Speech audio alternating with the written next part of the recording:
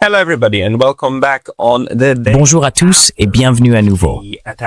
Le lendemain de l'attaque contre le Venezuela, je suis aujourd'hui accompagné pour tenter d'y voir plus clair par Ron Aledo, ancien contractant et analyste pour la CIA et la DIA, ainsi qu'officier de l'armée à la retraite. Ron, bienvenue. Merci. Ravi d'être ici avec vous aujourd'hui. Je suis très heureux de vous avoir avec nous. Vous avez envoyé une lettre d'information contenant votre analyse que j'ai trouvée très pertinente. J'ai donc pris contact avec vous pour vous inviter à venir en ligne et heureusement, vous avez accepté. Pouvez-vous d'abord nous parler un peu de votre parcours afin que le public comprenne votre approche du sujet, puis nous donner votre évaluation de la façon dont tout cela s'est déroulé? And then tell us what your assessment is about how all of this went down. Yes, I'm a retired US Army Oui, officer. je suis un officier de l'armée américaine à la retraite. Je suis né à Porto Rico. C'est pourquoi j'ai peut-être un léger accent espagnol. J'ai fait carrière dans l'armée américaine et j'ai été en poste en Colombie, en Allemagne, à Fort Hood, au Texas et dans d'autres endroits. Après avoir pris ma retraite de l'armée, je suis devenu contractant pour la CIA et analyste pour la Defense Intelligence Agency, où j'ai passé plusieurs années à faire de l'analyse. Par la suite, j'ai servi comme officier des opérations et du renseignement au sein de l'état-major interarmé au Pentagone. J'ai également été déployé en Colombie, plusieurs fois en Afghanistan et en Irak jusqu'en 2019. Aujourd'hui, je ne fais plus d'analyse pour le gouvernement fédéral, mais je continue à travailler sur des analyses en source ouverte. Je me concentre sur la géopolitique, les relations internationales, le renseignement et les questions militaires. J'ai donc réalisé une analyse de ce qui s'est passé hier au Venezuela à partir de différentes sources ouvertes.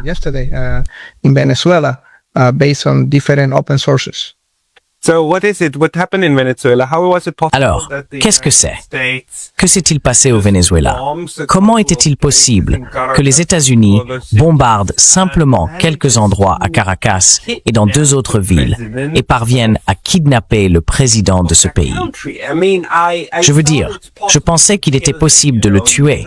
Vous savez, si on lance assez de bombes sur le palais présidentiel, on tue le type. Mais qu'il puisse entrer et effectuer en gros une extraction à la manière du Panama, ça m'a complètement sidéré. Comment cela a-t-il été possible? That kind of blew my mind. How was that possible? Yes, it was in military terms and Oui, c'est exact. En termes militaires et de renseignement, c'était une opération spectaculaire, extrêmement réussie. D'après les sources ouvertes et en recoupant tous les éléments disponibles, il semble qu'elle ait été facilitée par la CIA, qui aurait soudoyé et mis sur sa liste de paix de très nombreuses personnes dans l'entourage de Maduro, principalement issues de son cercle rapproché. Peut-être ses gardes du corps, des membres de son cabinet, ses assistants, et ainsi de suite, mais aussi de nombreux militaires vénézuéliens. Souvenez-vous, tout devient logique quand on se rappelle qu'il y a quelques mois, la soi-disant prime pour Maduro est passée de 15 à 50 millions de dollars. Et je suis sûr que le gouvernement américain a investi bien plus que 50 millions dans cette affaire. And I'm sure that the U.S. government put a lot more than $50 million into this. But that was the first message to lure military. Mais c'était le premier message destiné à attirer les officiers et les généraux. Venezuela, écoute, travaille pour nous et tu seras payé. Tu recevras un très gros salaire, plus d'autres avantages, cadeaux, visas, pour venir aux États-Unis avec ta famille. Tout casier judiciaire ou toute accusation que nous avons contre toi sera effacé. Travaille simplement pour nous. Et je suis sûr que les sources recrutées par la CIA ont désactivé leur défense. Elles ont donné l'ordre aux gens de se retirer, de ne pas tirer sur les hélicoptères, et ainsi de suite. En plus des ordres de bombardement stratégique des défenses aériennes restantes et de tout atout militaire pouvant représenter un danger pour les États-Unis à Caracas et dans ses environs. Cela a grandement facilité l'opération. That facilitated in big way the operation. Je veux dire, nous savons que Donald Trump a également annoncé, il y a environ un mois ou 6 semaines, qu'il avait autorisé des activités de la CIA à l'intérieur du Venezuela. Donc, l'implication de la CIA dans cette affaire n'a pas seulement été rapportée, elle a été officiellement annoncée. Et pour des gens comme moi, venant de la petite Suisse, qui comprennent l'État comme quelque chose de probablement très différent de la manière dont il fonctionne aux États-Unis. La CIA a réellement le pouvoir de faire cela. La CIA peut simplement dire « Nous effacerons vos dossiers, vous serez en sécurité, votre famille pourra venir aux États-Unis. » Je veux dire, ils appellent vraiment ces gens. Est-ce que c'est réellement quelque chose que la CIA peut faire? Distribuer des millions, des dizaines de millions de dollars américains pour acheter des gens.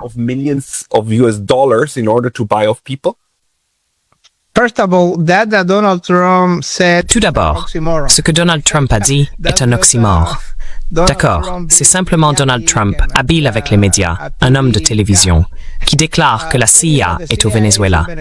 C'est comme dire qu'il y a des avions à l'aéroport ou que l'eau est mouillée. Exactement. La CIA est au Venezuela et partout ailleurs. C'est leur mission. C'est ce qu'ils font. Il n'a pas besoin de le dire à la télévision. Nous savons que la CIA est au Venezuela. Je veux dire, depuis les années 1940, la CIA est présente partout dans le monde. Donc oui, c'est oxymorique, comme dire qu'il y a des avions à l'aéroport, quelque chose d'évident. Et oui, pour répondre à votre question, la CIA, selon l'importance ou la criticité de la mission, conformément à la stratégie de sécurité nationale et aux directives de la Maison-Blanche, peut dépenser des millions, voire des dizaines de millions de dollars pour acheter des personnes.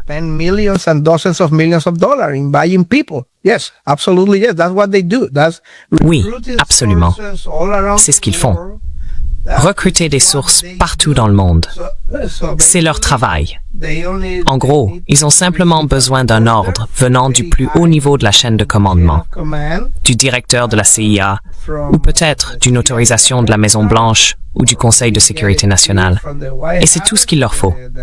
Ensuite, ils commencent à dépenser des millions et des millions de dollars pour recruter des gens. Donnez-nous des informations et vous serez payés. Hey, assurez-vous que personne ne tire sur nos hélicoptères et vous serez payés. Faites ceci pour nous. Dites-nous où Maduro va se trouver et vous serez payés. Assurez-vous que les gardes du corps prennent leur journée de congé ce jour-là et vous serez payés. C'est essentiellement ce qu'ils font. Oui.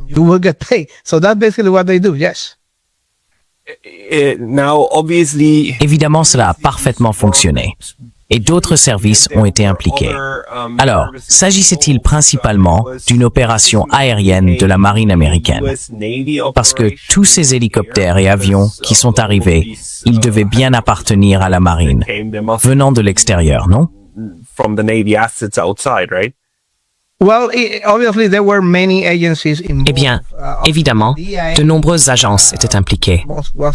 La DIA était très probablement concernée, car elle gère les situations militaires. Et bien sûr, tous les moyens de renseignement de la Task Force de la marine américaine dans les eaux des Caraïbes étaient actifs. La NSA, sans aucun doute, était également à l'œuvre, collectant des données de téléphone portable, des courriels, des messages textes, et ainsi de suite. Essayant de déterminer où se trouvaient les gens à ce moment-là, qui parlaient à qui était présent et qui ne l'était pas. Évidemment, c'est ce qu'ils font.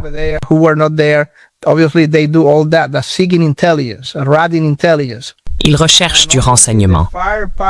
Ils recueillent du renseignement. Et, de toute évidence, la puissance de feu avant l'arrivée de la Delta Force faisait apparemment partie d'une opération conjointe entre la marine américaine et l'armée de l'air américaine. Ils ont bombardé des cibles stratégiques de manière chirurgicale, des centres de commandement, des centres de communication, et ont très probablement éliminé des militaires vénézuéliens dont ils savaient qu'ils étaient loyaux à Maduro. Ils ont également bombardé du matériel, en particulier des systèmes de défense aérienne susceptibles d'attaquer les hélicoptères. C'était donc une opération conjointe à tous égards. Alors, qu'est-ce que cela signifie pour nous en termes de structure politique du Venezuela? Si la CIA a pu acheter autant de personnes et que cette opération a reçu le feu vert, cela doit vouloir dire que les responsables de sa planification, il devait bien y avoir du personnel de haut niveau, n'est-ce pas? Ont ensuite commencé à coordonner les différentes branches.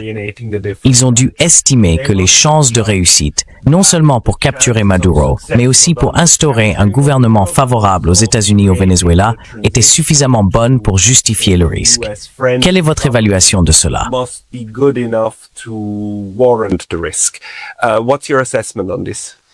Well, that is where the issue becomes. Eh bien, c'est là que le problème devient un peu plus complexe, car en théorie, les partisans de Maduro sont toujours au pouvoir.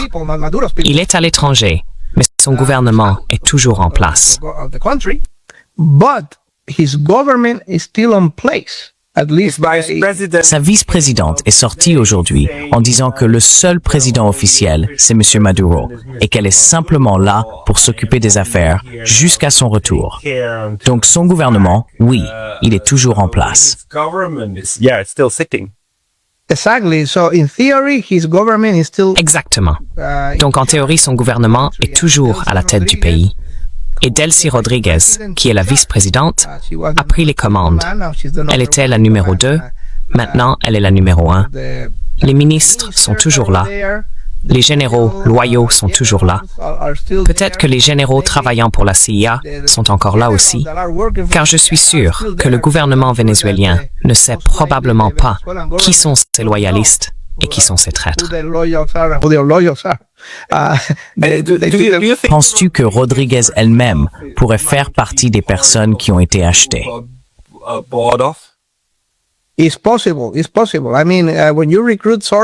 possible. C'est possible. Je veux dire, quand on recrute des sources, on peut recruter n'importe quel type de personne.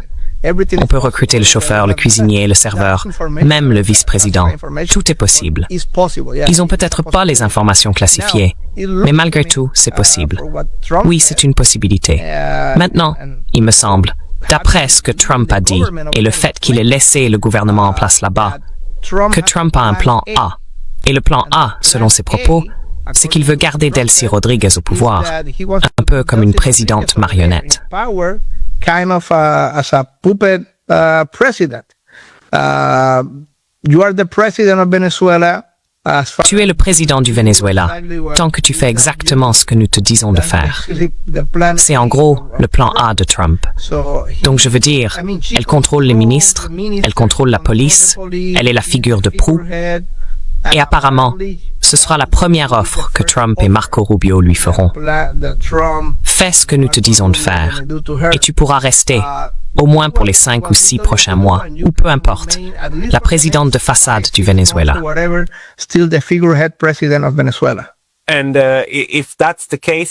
Et si c'est le cas, alors ce qu'il faut, bien sûr, c'est que Madame Rodriguez condamne fermement ce qui s'est passé et qu'elle devienne la dirigeante de la résistance contre l'agression des États-Unis. Mais en coulisses, tout se négocie et elle se plie aux souhaits fondamentaux des États-Unis qui concernent essentiellement le pétrole. Je veux dire, avec M. Trump, c'est très clair. Tout tourne autour du pétrole. Ils veulent le pétrole, et c'est nous qui l'avons. Je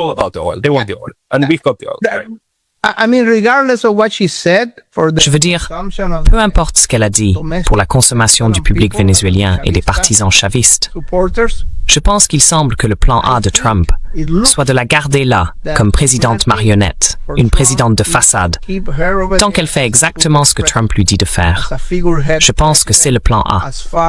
Puis petit à petit, commencer à écarter certaines personnes, en remplacer d'autres, apporter quelques changements, signer des lois et des décrets, permettre aux États-Unis d'intervenir et de prendre le contrôle du pétrole et des investisseurs, et ainsi de suite.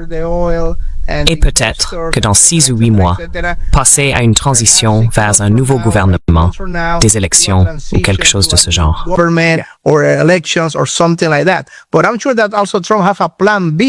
Mais je suis sûr que Trump a aussi un plan B. Prends ça. Sois ma marionnette, le président de façade au Venezuela. Ou bien, nous pourrions te renverser, car nous allons utiliser les généraux qui travaillent déjà pour nous, qui sont sur la liste de paix. Nous utiliserons ces généraux pour te retirer du pouvoir, et nous veillerons à ce qu'ils gagnent. Ils vont organiser un coup d'État contre toi, et nous utiliserons les moyens de la marine américaine, de l'armée de l'air américaine et des forces spéciales pour nous assurer que le coup d'État qu'ils mèneront contre toi soit une réussite. Donc je pense que cela ressemble au plan B de Trump. So I think that looks like a plan B for Trump.